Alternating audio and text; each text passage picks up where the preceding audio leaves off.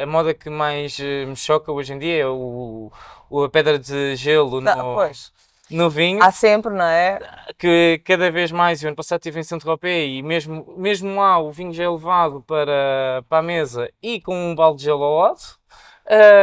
Portanto, são coisas que essa acho que é a parte que mais Que estragaste. aquela facada no coração. É tipo,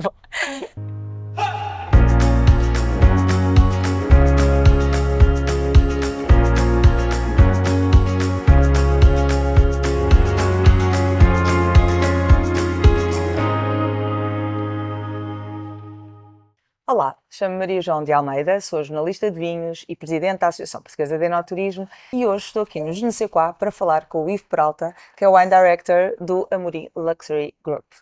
Obrigada, Ivo, por estares aqui a receber-nos no teu local de trabalho. Eu sei que começaste muito cedo na área da restauração. Os teus pais tinham uma marisqueira no Meco. Conta-me lá como é que foi essa época. Olá, Maria João, obrigado pelo convite. Essa época foi uma boa forma de começar, acho eu, porque, e pelo menos também me traz uma outro, às vezes eu penso que ter começado tão cedo também me traz um bocadinho de outro background e ter visto outro mundo que não só às vezes o fine dining ou a hotelaria mais high-end, Claro, que na se pode altura dizer. imagino que fosse uma coisa descontraída, não é? Um restaurante descontraído de mar. Exato, a fazermos de praia, muitas vezes a pesarmos peixe, quase como se estivéssemos numa peixaria, porque era também um bocadinho do conceito do conceito do restaurante, ou mesmo ir buscar lagostas ou lavagantes ao aquário, portanto é uma coisa totalmente diferente daquilo que hoje experiencio. Começas a trabalhar desde a raiz, não é? Exato, exato, exato. Olha, mas como é que há esta introdução no vinho? Com certeza aos 16 anos ou 15, quando tu começaste, não tinhas esse interesse pelo vinho.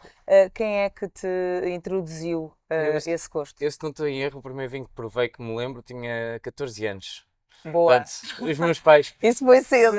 Não, mas sempre tive. Exato. Eu acho que hoje em dia, se calhar, nem se pode dizer estas coisas, mas pronto. Mas os meus pais sempre tiveram. Os meus pais sempre gostaram de vinho e sempre tiveram o cuidado de ter uma boa garrafeira nas cartas de vinho. Portanto, já havia essa sensibilidade, é isso? Exatamente. E os meus pais mesmo oferecia-se um copo a provar, ou mesmo, só mesmo aquele provar de vinho. E também acho que é um bocadinho daquela introdução ao álcool que se dá aos miúdos para não começarem a beber fora de casa.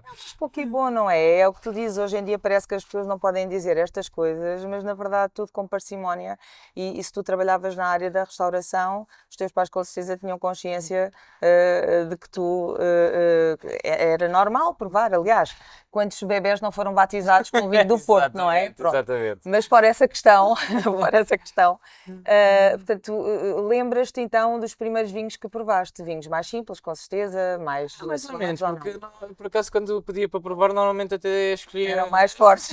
acertadamente, digamos assim. Mas sim, os meus pais sempre me incutiram isto, assim, eu lembro-me de...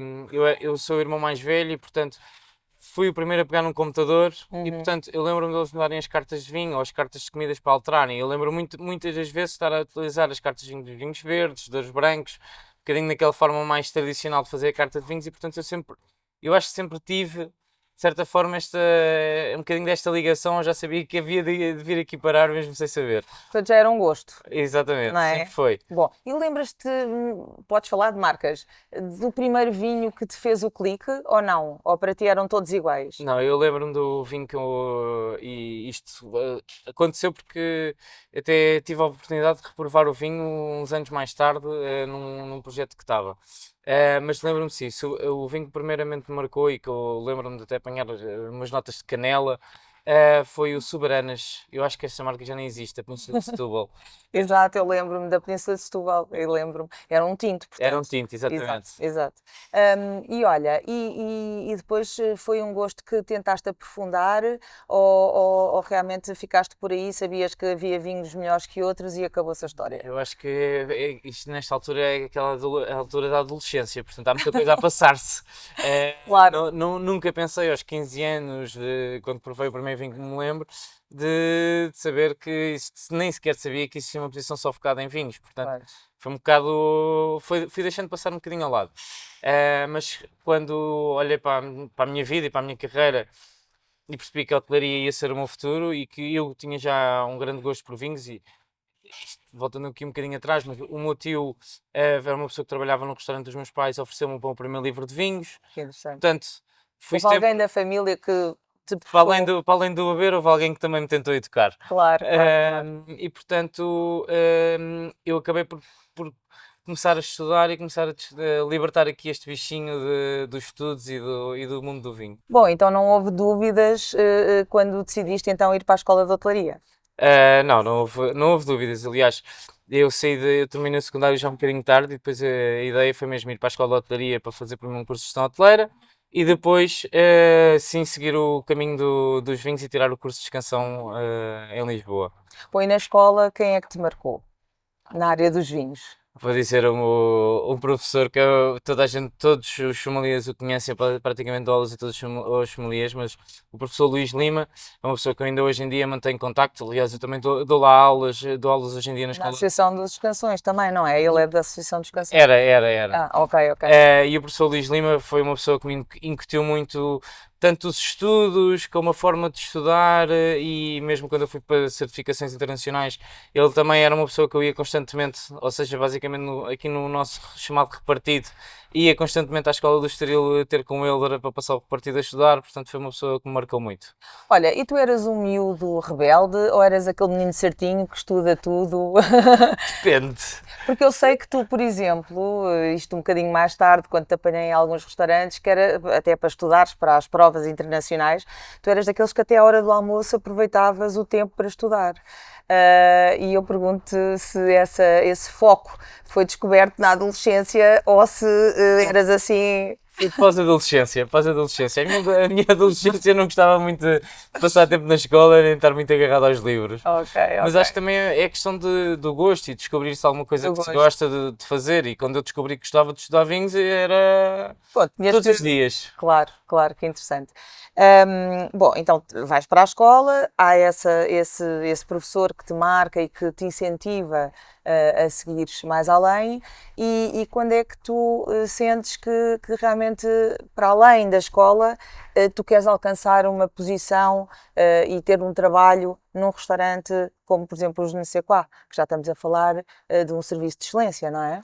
É assim, eu quando entrei na escola, e lá está, eu acho que isto também, o meu background de ter trabalhado muito em restaurantes de rua, tanto no restaurante dos meus pais, depois trabalhei mais em restaurantes também na zona do Meco, me fez com que eu, quando eu quis estudar, quando eu quis efetivamente vir para o mundo dos vinhos, tinha já muito bem definido o tipo de restaurante que queria trabalhar. Aquilo que eu sempre quis também fazer foi ter um crescimento um bocadinho orgânico, ou seja, eu tentei sempre escolher as pessoas certas para ir trabalhar, quando estive, por exemplo, na Fortaleza do Guincho, quando estive com o Inácio Loureiro, acho que foi uma pessoa que me marcou muito também o meu crescimento e a forma de eu olhar para a posição de descansão, porque acho que quando nós temos este background de restaurantes de rua, quando definimos exatamente aquilo que queremos, acho que é muito mais fácil nós alcançarmos, porque também já sabemos todo um outro lado da restauração que para muitos acaba por ser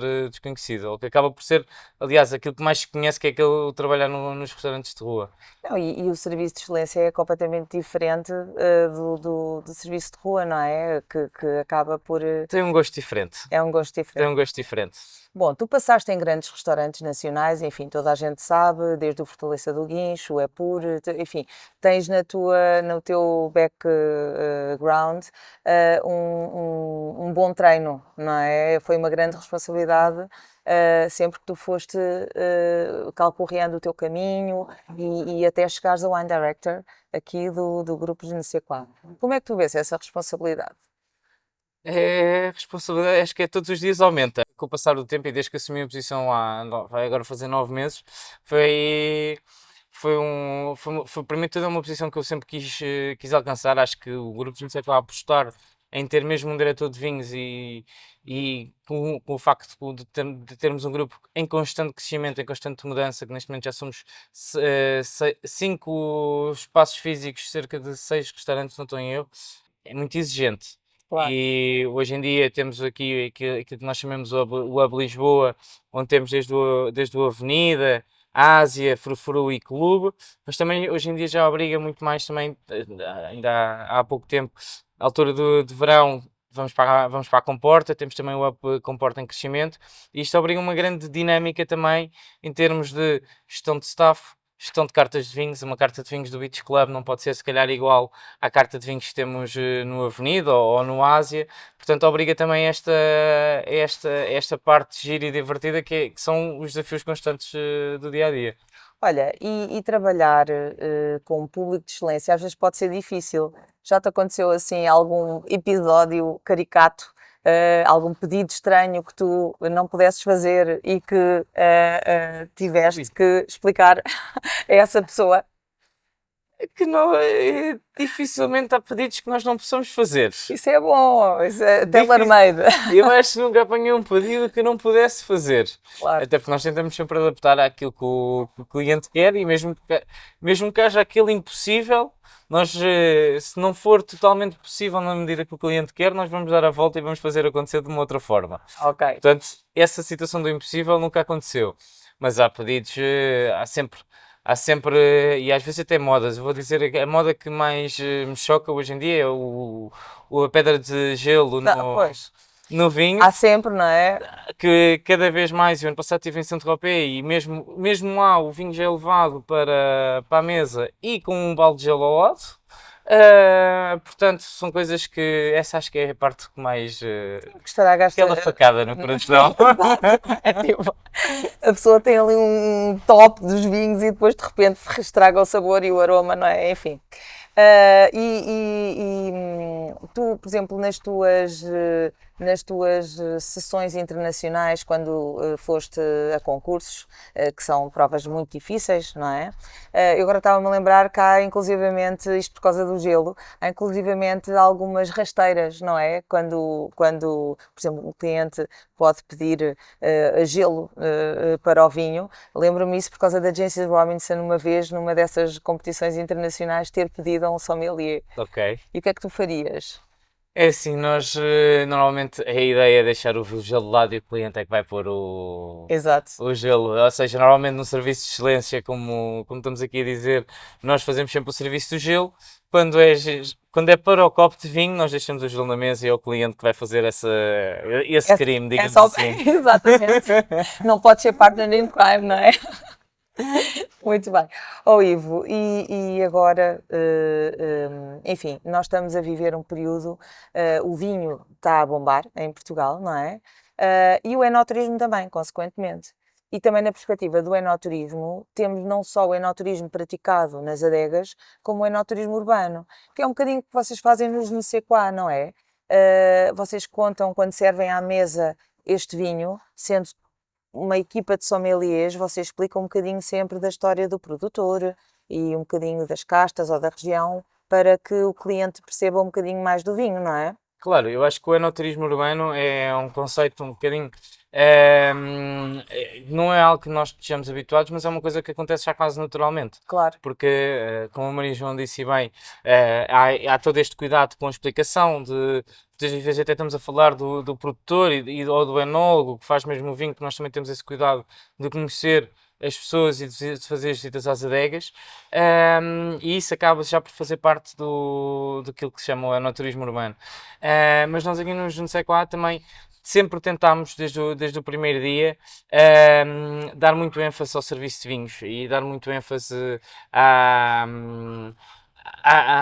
explicação e a promover o serviço de vinhos. Nós, quando criámos o It's Friday, It's Big Bottle Day há 5 anos atrás, Exatamente. que quase que parecia que era uma loucura estarmos a abrir garrafas de 6, 9 litros. Pois, exato, era isso que eu te ia dizer, são big bottle, Big Bottle são Day. de grandes formatos, não é? Exatamente. E hoje em dia, mesmo os produtores já começam a fazer as garrafas e nós, vou dizer que ainda ontem estive a falar com um distribuidor, com um parceiro nosso, e disse, eu percebo que o topo de gama seja difícil, mas façam dos intermédios, façam dos monovarietais, porque temos uma grande procura. Nós comprometemos a ficar com X garrafas por ano, que é para também haver esse sentido de responsabilidade, tanto dos produtores, de haver uma aposta dos produtores em fazerem as garrafas, Claro. porque nós conseguimos dar a provar outros vinhos que dificilmente, ou às vezes são vinhos que nem sequer temos em carta, às vezes que entram neste It's Friday, It's Big Bottle Day, que é uma forma de promoção do vinho. E os clientes conseguem vir aqui e consumirem desde copos de vinho de 12 a 15 euros até, se vierem cá especialmente nos eventos especiais, até 75, 80 euros o copo. E já estamos a falar de vinhos internacionais Pode ser internacionais, como já ou tivemos. nacionais também. Já Agora. Já tivemos Barca Velha, já tivemos Legado, já tivemos Crasto de Maria Teresa,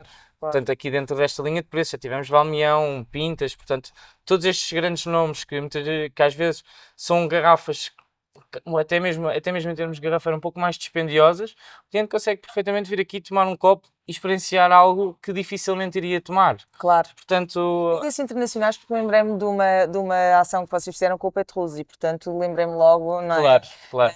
Embora o Petrus, eu agora recordo-me, depois a pessoa também vai ao seu arquivo de memórias, tive a oportunidade, por exemplo, de provar na Vinexpo, uma vertical, que é coisa que muito rara e é um privilégio, não é?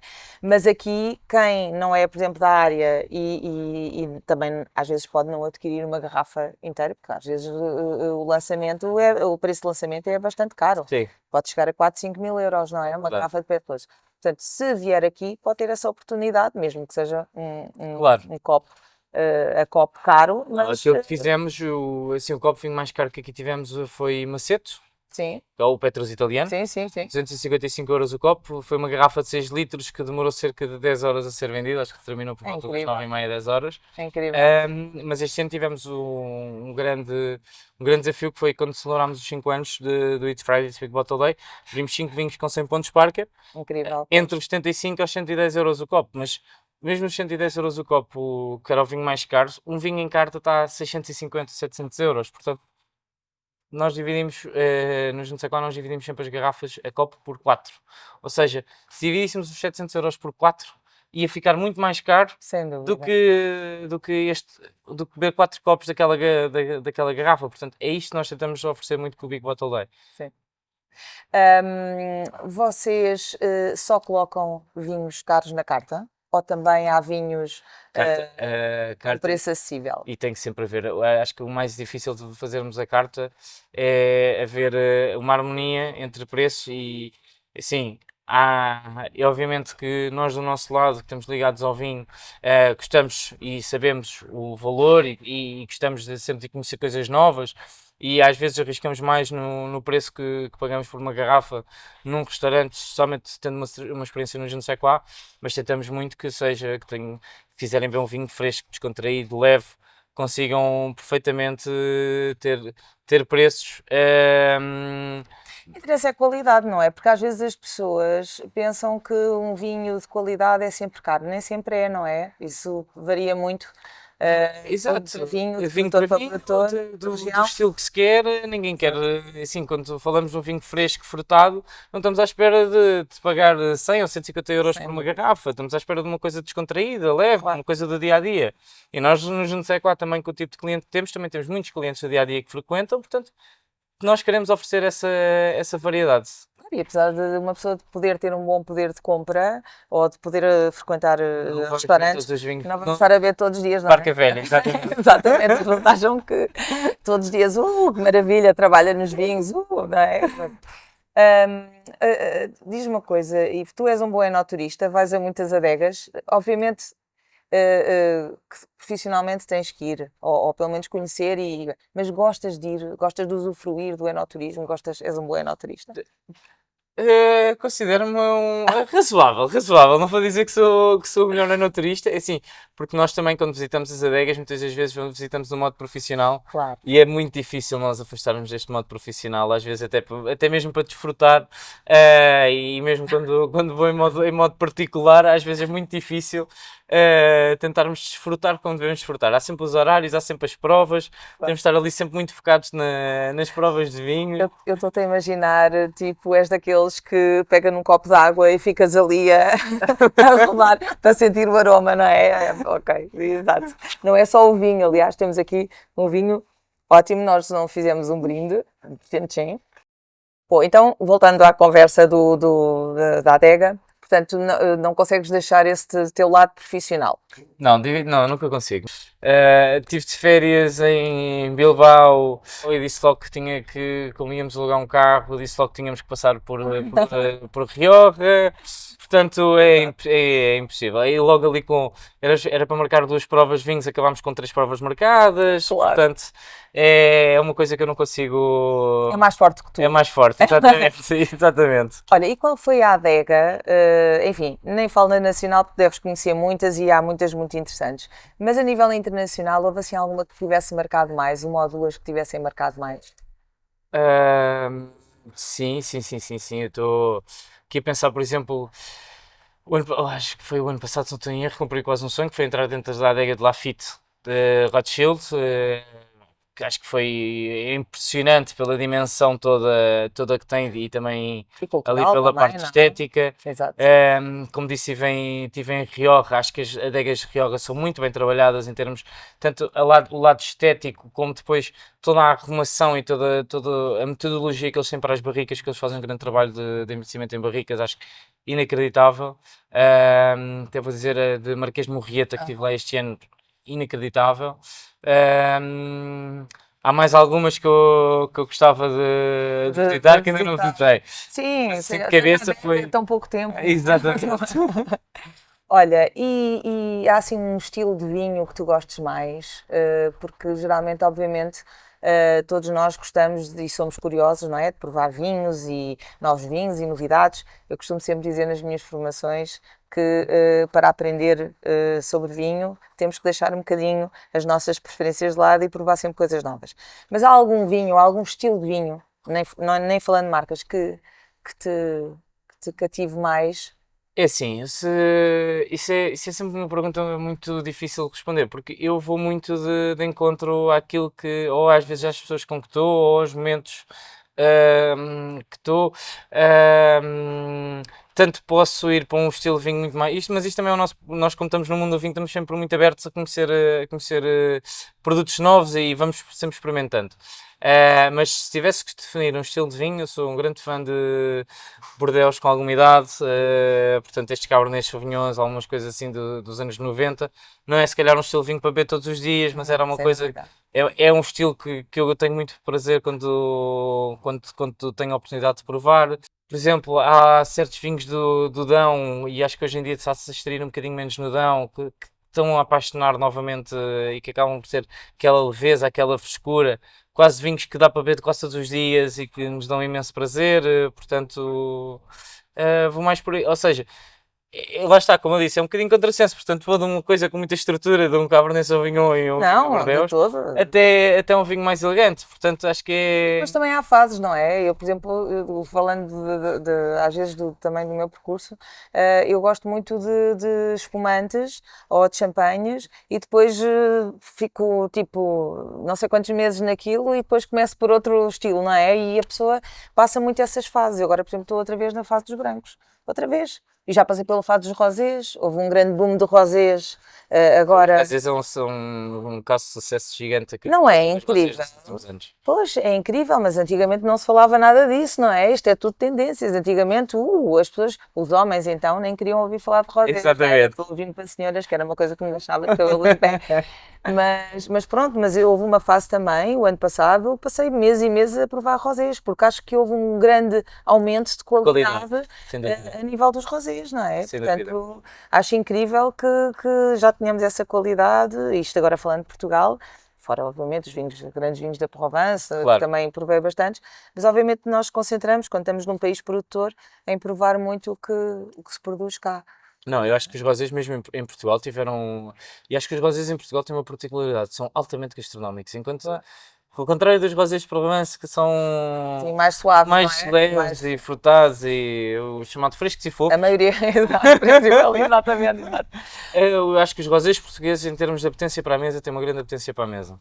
Olha, e o que é que achas destas modernices? E quando digo modernices, não estou a dizer mal, dos vinhos naturais, enfim, que agora se fala muito. Acho que os vinhos têm que ser bons, quando sem defeitos, eu ia dizer com ou sem defeitos, mas acho que eles têm que ser bons, especialmente sem defeitos. Eu já fui também um bocadinho fundamental, não é fundamentalista, porque acho que sempre tive, É esse o problema, não é? Eu acho que o fundamentalismo nos vinhos, ou seja, no que for, é já tive, sempre um problema, mas não tive aqui é? uma altura em que eu bebia e fazia esforço para provar muitos vinhos naturais, ou dentro dessa linha dos vinhos naturais, até que depois também comecei a ler muito mais sobre o assunto, falar com produtores. Eu acho que, assim, aquilo que é natural ou não, acho que o vinho há de ser sempre um produto natural na sua Sim. essência. Ahm, e acho que depois é muito o trabalho de conhecermos, que acho que é aquilo que falta muitas das vezes, conhecermos os enólogos, conhecermos as quintas, fazermos enoturismo e visitarmos para Também, não é? perceber muitas filosofias da adega, porque acho que há muitas preconceições à volta do vinho natural que às vezes nem todas são as mais corretas. Claro, não, não, é verdade. Eu acho que este fundamentalismo é sempre um inimigo para a promoção do vinho, porque se ela for mal feita, acaba por estragar uma coisa que até pode ser agradável, porque há vinhos naturais francamente bons. Têm Exatamente. que ser bem feitos, Têm como que ser tu bem dizes, feitos. não é? Não E pode ser dito, não, e depois este fundamentalismo, eu acho tipo, o natural é que é bom e os que outros, digo eu. aqui a questão é o que é que define um vinho natural? Porque não há. A França fez uma legislação em 2019, se não tenho erro, 2020. Ao princípio de 2020, foi quando a legislação saiu, que é o Van Met de Nature. Provavelmente vai ser a primeira legislação a nível europeu de vinhos naturais. Pois que ainda por cima não existe, não é? É Não como o existe. enoturismo, não tem legislação e não tem essas coisas todas. Ou seja, Há ainda por o que é fazer um vinho muita coisa. natural? Ou Exato. seja, a minha definição pode ser diferente da definição da Maria João. Claro, E pode claro, ser diferente nós a discutirmos ou nós a provarmos um vinho. claro. Portanto, Não, sem dúvida. Nós sabemos o que é um vinho natural. Agora, oficialmente não sabemos. É como a questão do enoturismo, não é? O enoturismo também não tem uma definição oficial, não há nada que o diga, mas na verdade é um caminho muito interessante e é bom sabermos que também ainda há tanto por fazer, não é? claro. E vou terminar esta conversa perguntando-te como é que tu te vês daqui a 10 anos? Não, nem estou a falar se estás aqui ou se estás. O que é que tu, enquanto profissional, gostarias de alcançar? Eu sei que tu tens uma grande inspiração que é o João Pires, não é? O João Sim, sim, Pires sim, sim, sim. ainda hoje ainda Uma hoje referência. é uma, não, não, isso é uma referência, obviamente, mas ainda hoje é o único. Não, já temos o Já Carlos temos Simões. o O Carlos Carlos Simões, Simões é também verdade. foi uma pessoa que trabalhou muitos anos com o João Pires, que está neste momento na Austrália. Exatamente, o Gordon Ramsay, não foi? Exatamente, pronto, e está na Austrália. Pronto, os dois, um está ainda na China, não é? Em Macau. Exatamente, em Macau, sim. E sim, mas Macau já Já faz parte da China. agora já é. E ainda não nos entrou na cabeça, mas é. E o outro está na Austrália. Tu queres ir para fora? Não queres ir para fora? O que é que tu ainda queres alcançar? Já me passou mais essa fase do ir para fora, acho que quando. E nós já tivemos várias conversas, Exato. já teve muito mais na minha cabeça. Hoje em dia quero sedimentar aquilo que é os vinhos em Portugal, acho que. E vou falar sempre. Neste momento vou falar da Junseco porque a Junseco oferece muito aquilo que eu acho que é a visão que eu tinha, ou que eu sempre gostei de ter para os vinhos e que tenho tido muito, que é nós damos aqui uma série de ferramentas aos sommeliers para crescerem. E eu acho que aquilo que me tem dado mais gosto ao longo destes 5 anos que estamos no Sequá foi ver sommeliers a crescer, formar sommeliers, dar oportunidade a pessoas que entram, algumas delas até como empregados de mesa e que passam para os vinhos como sommeliers júniores e depois nós acabamos por lhe dar responsabilidades até de responsabilidades de head sommelier, de assistant sommeliers e portanto eu acho que é muito aquilo que eu me vejo a fazer, é muito continuar esta senda de formação, mostrar que a profissão é uma profissão com futuro. Tens esse lado didático também, não é? De quereres ajudar os outros, isso é bom. Eu sempre tive isto, eu senti um bocadinho de falta de quando eu comecei, e já faz alguns anos. Não havia grupos ou não havia espaços com grandes equipas de sommelier, e acho que o facto de nós termos aqui uma equipa com 20 sommeliers é uma coisa que me dá muita satisfação, e eu vejo muito daqui a 10 anos, espero bem, estarmos a falar e termos cada vez mais grupos com este número de sommeliers ou ainda mais, porque é uma coisa que me irá dar muita satisfação. Vês Portugal crescer nessa área, não é? Exatamente. E tu podes fazer parte dessa história.